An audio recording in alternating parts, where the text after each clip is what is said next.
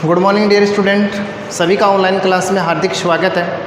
प्रिय विद्यार्थियों, पिछली ऑनलाइन क्लास में हमने ब्लड ग्रुप का अध्ययन किया, ब्लड के क्लोट रक्त के थक्के बनने की प्रक्रिया का अध्ययन किया। आज की इस ऑनलाइन क्लास में एक नया टॉपिक अपना ब्लड वेसल्स, रुधिर वाहिकाएँ क्या चीज़ होती हैं। तो देखो, ब्लड वेसल्स जो हैं वो पाइप लाइक स्ट्रक्चर है। कैसी स्ट्रक्चर है? पाइप लाइक स्ट्रक्चर है, अर्थात ये नलिकाकार संरचनाएं होती हैं, यानी हमारे शरीर में उपस्थित वे नलिकाकार संरचनाएं जिसमें ब्लड का फ्लो होता है, रुधिर का प्रवाह होता है, वो क्या कहलाती है? रुधिर वाहिकाएं कहलाती हैं। तो कैसी स्ट्रक्चर है? पाइप लाइक स्ट्रक्चर है, नलिकाकार संरचनाएं होती हैं और जिसमें रुधिर का प्रवाह होता है, वो संरचनाएं क्या कहलाती है? रुधिर वाहिकाएं कहलाती हैं। देखो, ब्लड वेसल्स जो हैं इनको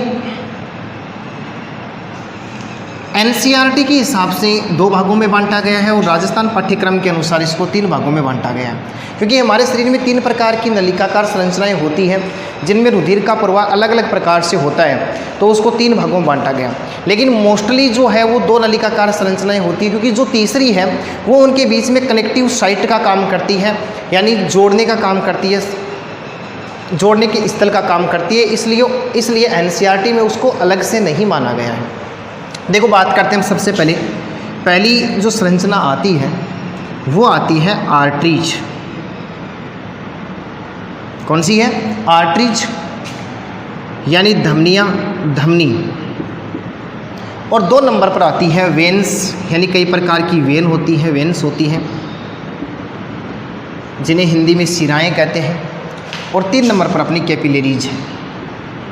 कैपिलरीज, ध्यान देना, रक्त केशिकाएं।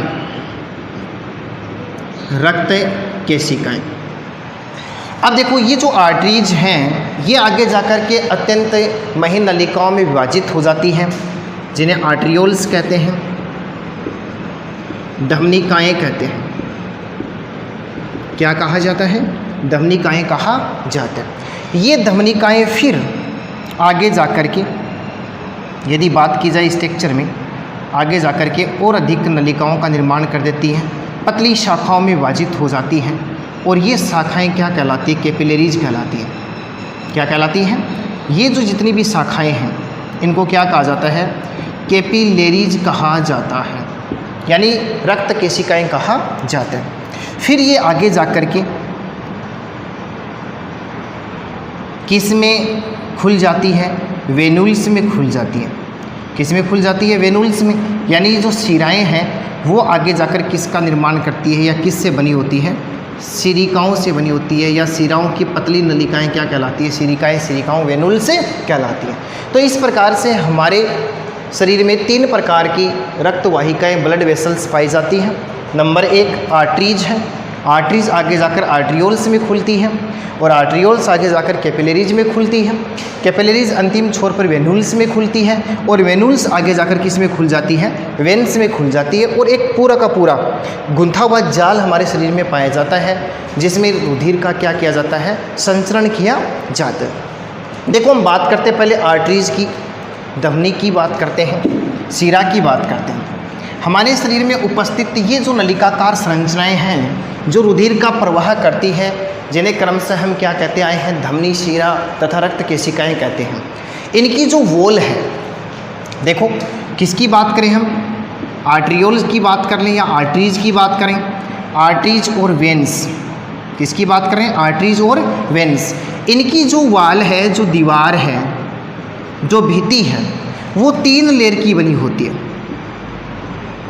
कितनी लेयर्स की बनी होती है? 3 लेयर्स की बनी होती है। वो लेयर्स कौन कौन सी हैं? तो देखो, सभी बच्चे ध्यान से देखेंगे, उनमें यदि बात की जाए आपको समझ में आया होगा कि मैंने 3 प्रकार की रक्त वाहिकाएं बताई हैं, जिनमें आर्टरीज है, वेन्स है, कैपिलरीज है। ये 3 प्रकार की पाई जाती है। तो इनकी वॉल कितनी लेयर की बनी होती है? 3 लेयर की बनी होती है। सबसे पहले देखो, हम बात करते हैं ट्यूनिका एक्सटर्ना। सबसे बाहरी परत है ये ट्यूनिका एक्सटर्ना। ध्यान से देखना, क्या बताया मैंने? यानी ट्यूनिका एक्सटर्ना के बारे में, दैट इज़ आउटर लेयर। यह बाहरी परत है, बाहरी सतह है। तो पहला पॉइंट तो क्या हो गया इसका कि ये बाहरी सतह है। नंबर 2 देखो इसके बारे में, यह कनेक्टिव टिश्यू की बनी होती है। किससे बनी होती है? कनेक्टिव टिश्यू की बनी होती है। हम कह सकते हैं ढीले संयोजी ऊतक की बनी होती है, संयोजी ऊतक की बनी होती है। इसके अलावा इसमें क्या पाया जाता है? तो इसमें ध्यान से देखना, नॉन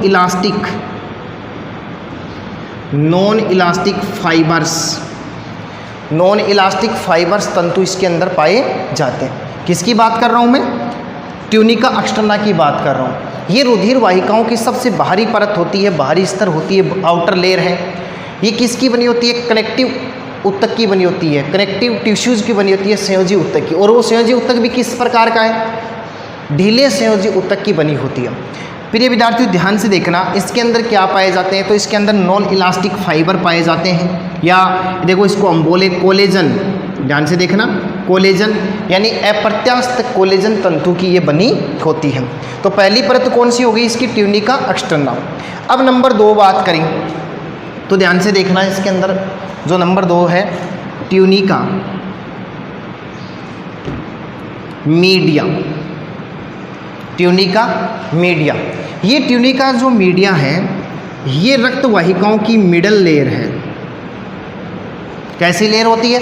मिडल लेयर। और मिडल लेयर का मतलब है कि ये किसकी है? मतलब ये भीतरी परत होती है। मिडल का मतलब मध्य की जो परत है, ये मध्य परत है, बीच में पाए जाने वाली परत है। ये जो परत है ये किस प्रकार की? सर्कुलर मसल्स की बनी होती है। अर्थात हम बात करें ये है अरेखित वर्तुल पेशी की बनी होती है। किसकी बनी होती है? अरेखित वर्तुल पेशी की बनी होती है। और इसके अंदर क्या पाए जाते हैं? इलास्टिक फाइबर पाए जाते हैं। देखो यहाँ पर क्या है? नॉन इलास्टिक फाइबर है, और यहाँ पर क्या है? इलास्टिक फाइबर्स पाए जाते हैं। तो नंबर 2 की हमने बात की। नंबर 2 है अपना tunica media, that is middle layer. यह इसकी मध्य परत होती है, जो किसकी बनी होती है? सर्कुलर मसल्स की बनी होती है। हम बात करें अरेखित पेशी की बनी होती है, और ये इलास्टिक फाइबर युक्त होती है। हम कह सकते हैं प्रत्यास्थ तंतु में होती है। अब नंबर 3 जो लेयर है उसकी बात करते हैं। देखो नंबर 3 में आ जाएगा अपना ट्यूनिका इंटीमा। ध्यान से देखना, ट्यूनिका इंटीमा ये सबसे आंतरिक परत है। तो दैट इज इंटरनल लेयर। ये कैसी परत है? सबसे आंतरिक परत है, और इसे हम अंत उपकला कह सकते हैं। और ध्यान से देखने वाली बात है, ये जो इंटरनल जो लेयर है, सबसे भीतरी जो परत है, इसे मैंने क्या नाम बताया? ये अंत उपकला कहलाती है, एंडोथीलियम कहलाती है। क्या कहलाती है? एंडोथीलियम कहलाती है, जिसे हम क्या कह सकते हैं? अंत उपकला कहते हैं। और इसका निर्माण किससे होता है? तो यदि इसके निर्माण की बात की जाए तो ये सल्की उपकला की बनी होती है। किसकी बनी होती है? सल्की उपकला की बनी होती है। इस प्रकार से हमारे शरीर में उपस्थित विभिन्न प्रकार की ब्लड वेसल्स, जैसे फॉर एग्जाम्पल हम किसकी बात कर लें? आर्टरीज की बात करें, वेन्स की बात करें, कैपिलरीज की बात करें, उन तीनों ब्लड वेसल्स की जो दीवार है, जो वॉल है, वो 3 प्रकार की परतों से बनी होती है, 3 लेयर से बनी होती है। सबसे पहली लेयर है ट्यूनिका एक्सटर्ना, नंबर 2 पर अपना था ट्यूनिका मीडिया, और नंबर 3 पर अपना है ट्यूनिका इंटीमा। ये तीनों मिलकर के उसका निर्माण करती, किसका? उसकी दीवार का निर्माण करने का काम है करती। अब हम बात करते हैं 1 बाई 1 ब्लड वेसल्स की। तो सबसे पहले अपनी आर्टरीज है, धमनी क्या चीज़ होती है, ये सब चीज़ें देखते हैं। देखो धमनी के बारे में हम बात करें,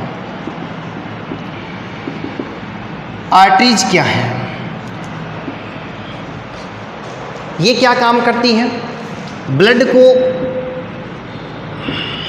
कहाँ से कहाँ लेकर के जाती है? हार्ट टू बॉडी ऑर्गन, यानी प्रत्येक टिश्यू तक ले जाने का काम करती है, टिश्यूज़ तक ले जाने का काम करती है, टिश्यूज़ तक ले जाने का काम है करती है। देखो ये नलिकाकार संरचनाएं हैं जो रक्त को किस में लेकर जाती हैं? यानी हृदय से ऊतकों तक लेकर के जाती हैं। यदि इसकी बात की जाए तो ये क्या काम करती है? ऑक्सीजनेटेड जो रक्त है उसका फ्लो करती है। किसका फ्लो करती है? हम बात कर सकते हैं इसकी कि ये O2 युक्त रुधिर का प्रवाह करने का काम करती है। और यदि O2 युक्त रुधिर है तो उसे कैसा ब्लड माना जाएगा? प्योर ब्लड माना जाता है। कैसा ब्लड माना जाएगा? प्योर। यानी कहने का मतलब क्या है कि धमनी जितनी भी हैं वो शरीर में, एक को छोड़कर वो हम बात करेंगे, वो कौन सी है उसके बारे में बात करते हैं। तो देखो, ऑक्सीजन युक्त रुधिर यानी शुद्ध रुधिर का परिवहन करने वाली नलिकाकार संरचनाएं क्या कहलाती हैं? आर्टरीज कहलाती है। क्या कहलाती है? धमनी कहलाती है। तो अपना पहला पॉइंट हो गया धमनी के बारे में कि ये रक्त को हार्ट टू टिश्यूज करती है यानी ट्रांसपोर्ट कर देती है, यानी रक्त को हृदय से ऊतकों तक ले जाने का काम करती है। ऑक्सीजनेटेड जो ब्लड है उसको क्या करती है? ट्रांसफ़र करने का काम करती है, परिवहन करने का काम करती है। हम कह सकते हैं O2 युक्त जो रुधिर है वो क्या कहलाता है? शुद्ध रुधिर कहलाता है। ऑक्सीजन युक्त रुधिर का प्रवाह करने का काम कौन सी नलिका करती है? आर्टरीज करती है। और देखो, धमनी के बारे में बातचीत करते हैं। इसकी जो वॉल है, जो दीवार है, वो थिक लेयर होती है। यानी किस प्रकार की होती है? ये मोटी होती है। कैसी होती है? दीवार कैसी होती है इसकी? मोटी पाई जाती है। यानी धमनी की दीवार मोटी होती है। और इसकी जो गुहा है, किसकी बात करें? इसकी कैविटी की बात करें, इसकी गुहा की बात करें, वो संकरी होती है। कैसी होती है? यानी कम व्यास की पाई जाती है। उसका व्यास बहुत कम होता है। व्यास कम होता है किसकी तुलना में? सीरा की तुलना में। किसकी तुलना में? सीरा की तुलना में उसका व्यास क्या होता है? कम होता है। जिसके कारण से इसमें रक्त, ध्यान से देखना, जिसके कारण से इसमें रक्त अधिक दाब के साथ तेजी से बहता है। ध्यान से देखना प्रिय विद्यार्थी, बहुत ही मोस्ट पॉइंट है ये। मैंने क्या बताया कि आर्टरीज की जो वॉल है वो थिक लेयर होती है यानी मोटी होती है, और इसकी गुहा कैविटी जो होती है वो संकरी होती है। इस कारण धमनी में रक्त अधिक दाब के साथ तेजी से बहने का काम करता है। इसके अलावा देखो, हम और आर्टरीज की बात करते हैं। आर्टरी के बारे में यह शरीर की गहराई में धसी रहती है। कहाँ पाई जाती है? यह शरीर की गहराई में पाई जाती है। गहराई में पाई जाती है। तो आप अगला पॉइंट क्या हो गया? ये शरीर की गहराई में पाई जाती है। नेक्स्ट पॉइंट देखो, नेक्स्ट पॉइंट की बात करें, इसका रंग कैसा होता है? तो इसका रंग चटकीला लाल व गुलाबी होता है। कैसा होता है? गुलाबी होता है। फिर देखो आगे इसके बारे में बात करते हैं, आर्टरीज और क्या चीज़ है।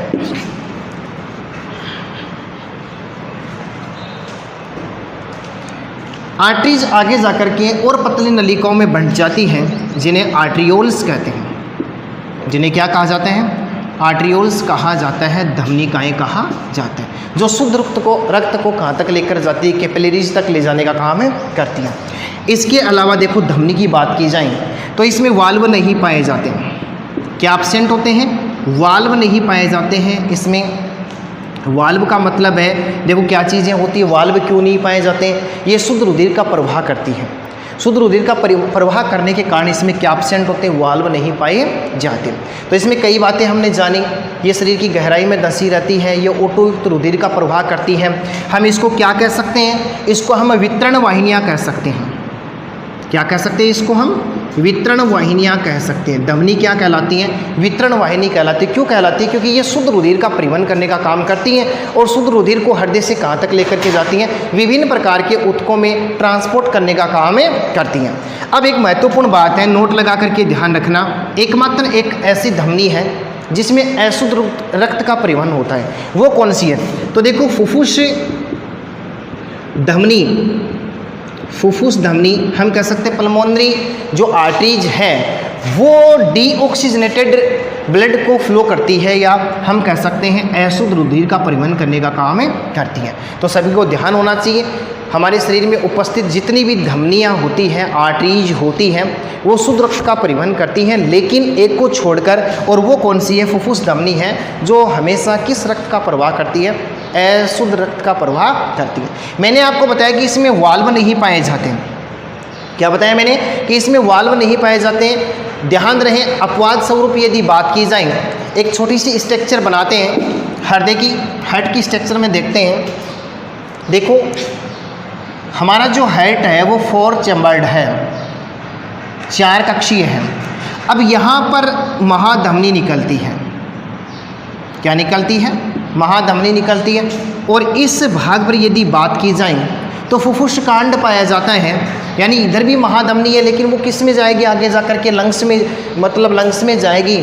और लंग्स में जाती है इसलिए उसमें किस प्रकार के रुधिर का प्रवाह होता है, डीऑक्सीजनेट रुधिर का प्रवाह होता है, अशुद्ध रुधिर का प्रवाह होता है। तो मैंने बताया कि इसमें वाल्व नहीं पाया जाता, लेकिन ध्यान रखना महाधमनियों के दोनों सिरों पर, यदि इधर महाधमनी है जो शरीर के विभिन्न भागों में शुद्ध रक्त लेकर के जाएगी, और यहाँ पर फुफ्फुस कांड है, और यहाँ पर 2 अर्धचंद्राकार कपाट पाए जाते हैं, वाल्व पाए जाते हैं। तो यदि पूछ लिया जाए कि धमनी में वाल्व कहाँ पाए जाते हैं, तो हम बताएंगे कि महाधमनी की, यानी हृदय से महाधमनी निकलती है उस छोर पर, और जो धमनी कहाँ पर जाकर प्रवेश करती है, आगे जाकर के फिल्टर मशीन यानी लंग्स में प्रवेश करती है, वहाँ पर क्या पाए जाते हैं, वाल्व पाए जाते हैं। तो ये अपनी थी धमनी के बारे में इतनी सारी बातें हमको अध्ययन किया कि इसमें रुधिर अधिक दाब के साथ में बहता है, और इसकी जो भित्ति है, दीवार है, वो मोटी होती है, और गुहिका कैसी होती है, पतली होती है, और रुधिर अधिक प्रवाह के साथ में बहेगा।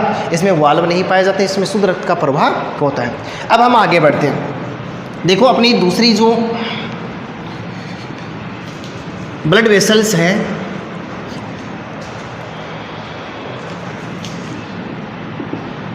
वेन्स हैं, शिराएं,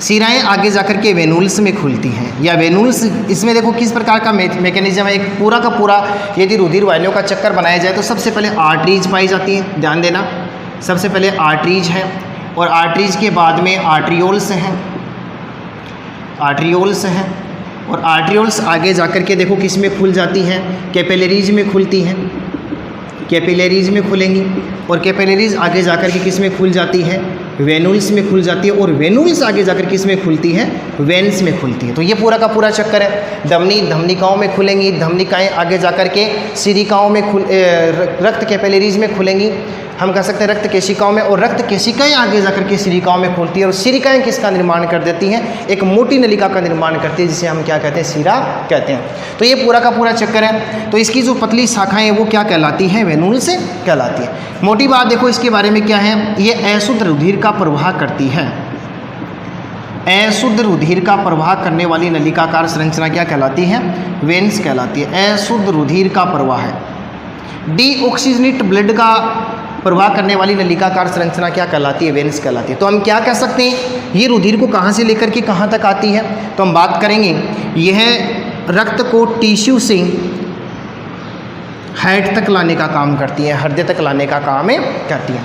और बातें देखो, ये अशुद्ध रुधिर का प्रवाह करती है, लेकिन अपवाद क्या है, जिस प्रकार से धमनी में एक अपवाद था, ठीक उसी प्रकार से फुफ्फुस जो शिरा है वो क्या काम करती है, प्योर ब्लड का प्रवाह करती है, यानी शुद्ध रुधिर का प्रवाह करने का काम करती है। ध्यान से देखना, अपवाद क्या बता दिया, पल्मोनरी जो वेन है, फुफ्फुस जो शिरा है, वो शुद्ध रक्त का प्रवाह करने का काम करती है। यदि अब आगे बात करें इसकी, ये जो नलिकाकार जो संरचना है ये शरीर की गहराई में धसी रहती है, गहराई में नहीं, त्वचा के नीचे पाई जाती, सॉरी क्या कहाँ पर पाई, त्वचा के नीचे पाई जाती है। और ये किस कलर की होती है, नीले कलर की होती है। ध्यान रहे, इंजेक्शन हमेशा शिरा में ही लगाया जाता है। तो इंजेक्शन कहाँ पर लगता है, शिरा में। त्वचा के नीचे जो नीले रंग की जो वेन्स दिखाई दे रही हैं वो सब की सब क्या है, शिराएँ हैं। आगे बात करें तो इसमें कई प्रकार के वाल्व पाए जाते हैं। ये वाल्व क्यों पाए जाते हैं, अशुद्ध रुधिर के प्रवाह को विपरीत दिशा में जाने से रोकने का काम करते हैं। ये कोई डक्ट है, नलिका है, यदि इसमें फ्लूइड इस प्रकार से बह रहा है तो देखो ये क्या काम करती है, ऊतकों से हृदय की ओर आने का काम करती है। ऊतकों से किसकी ओर आ रही है, हृदय से। अब सपोज दैट देखो ये इस टिश्यू से चलती है और यहाँ तक आ गई। अब इसमें किस प्रकार का रुधिर है, डीऑक्सीजनेटेड रुधिर है, यानी अशुद्ध रुधिर है। तो इसको वापस कोशिका में जाने से रोकने का काम करने के लिए क्या पाए जाते हैं, विभिन्न प्रकार के वाल्व पाए जाते हैं। और ये क्या है, एक प्रकार की संग्रह वाहिनियाँ हैं। किस प्रकार की वाहिनियाँ, कलेक्टिंग डक्ट के नाम से इन्हें जाना जाता है। संग्रह वाहिनियाँ हैं क्योंकि ये क्या करती हैं, अशुद्ध रक्त को इकट्ठा करती हैं और लाकर के किस में छोड़ देती हैं, हृदय में लाकर के छोड़ती हैं। तो ये किसके बारे में था, शिराओं के बारे में था। अब हम बात करते हैं कैपिलरीज की।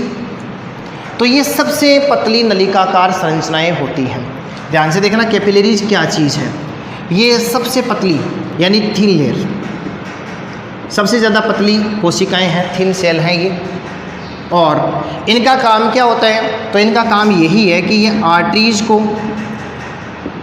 किससे कनेक्ट कर देती है? कनेक्टेड कर देती है वेन्स से।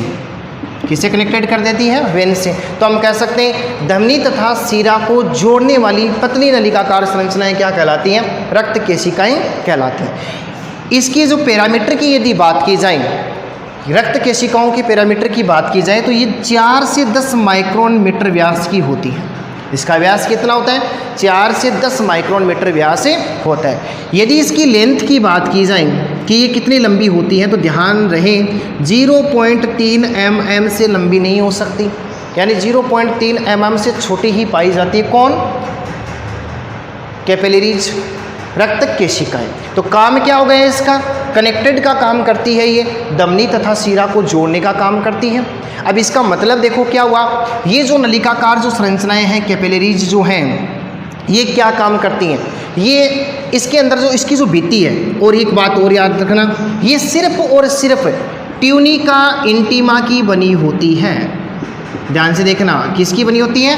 ट्यूनिका इंटीमा की बनी होती है। हम कह सकते हैं ये किसकी बनी होती है? यानी उपकला कोशिका जो है एक लेयर की बनी होती है। इसकी जो दीवार है, सिर्फ उसमें मैंने आपको बताया था कि धमनी, शिरा तथा रक्त केशिकाओं में जो इनकी भित्ति है वो 3 लेयर की बनी होती है, क्रमशः जिनके नाम थे ट्यूनिका एक्सटर्ना, ट्यूनिका मीडिया और नंबर 3 था ट्यूनिका इंटीमा। तो ध्यान रहे जो ये कैपिलरीज है ये बहुत ही पतली भित्ति वाली कोशिका होती है, और किसकी बनी होती है? ये ट्यूनिका इंटीमा की बनी होती है, यानी अंत उपकला की बनी होती है। किसकी बनी होती है? ट्यूनिका इंटीमा का मतलब क्या है? अंत उपकला की बनी होती है। अब इसका काम क्या है? तो सभी बच्चे ध्यान से देखेंगे। यदि इसके काम की बात की जाए तो इसकी जो दीवार है वो क्या काम करती है? जितने भी यूजफुल हैं, जितने भी यूजफुल कंपाउंड हैं उनको ऑब्जर्व करती है, उनको ग्रहण करने का काम करती है, अवशोषित करने का काम करती है। देखो ये किस किस का, जैसे फॉर एग्जांपल ये लेयर है किसकी? कैपिलरीज की। तो ये क्या काम करेगी? जल का अवशोषण करेगी।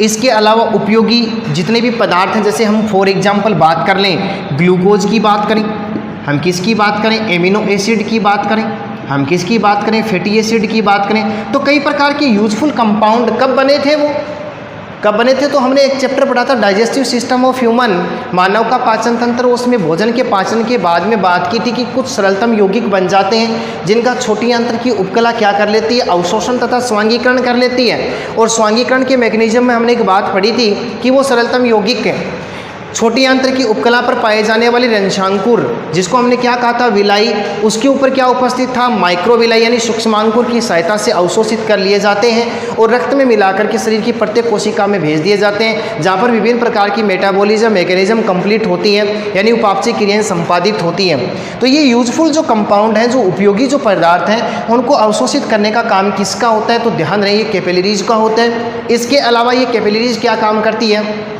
उन पदार्थों को ऊतकों में भेजती है, और ऊतकों में बनने वाले जो अपशिष्ट पदार्थ हैं, हानिकारक पदार्थ को, उनको टेक ओवर कर लेती है, वहाँ से उठा लेती है और आगे जाकर किस में छोड़ देती है?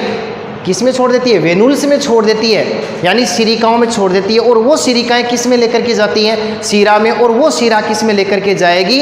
यानी फुफ्फुस धमनी की सहायता से फेफड़ों में लेकर के जाएगी, और फेफड़ों से उसमें क्या हो जाता है? उसका फिल्ट्रेशन हो जाता है, उनका शुद्ध हो जाता है। तो इस प्रकार से हम किसकी बात करें? कैपिलरीज की बात कर रहे हैं। तो एक बार फिर से देखो कैपिलरीज क्या है? ये थिन सेल है, और इसका काम क्या मुख्य?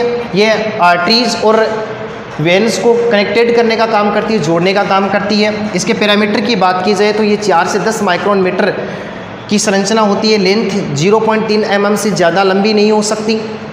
और यदि बात की जाए तो ये एक ही परत की बनी होती है, अंत उपकला की ट्यूनिका इंटीमा की बनी होती है। और ये जो लेयर क्या काम करती है? ये कोशिका क्या काम करती है? जल के साथ में उपयोगी पदार्थों को अवशोषित कर लेती है, और कोशिका के अंदर निर्मित हानिकारक पदार्थों को टेक ओवर कर लेती है, वहाँ से उठा लेती है, फिर किस में छोड़ देती है? वेनुल्स में छोड़ देती है।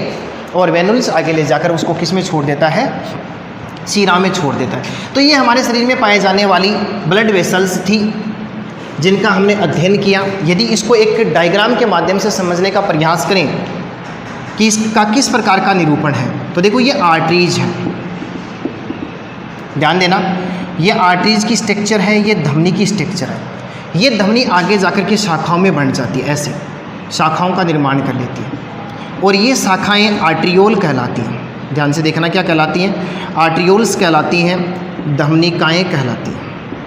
क्या कहलाती हैं, धमनिकाएँ कहलाती हैं। फिर ये आगे जाकर के और महीन शाखाओं का निर्माण करती हैं और वो महीन शाखाएं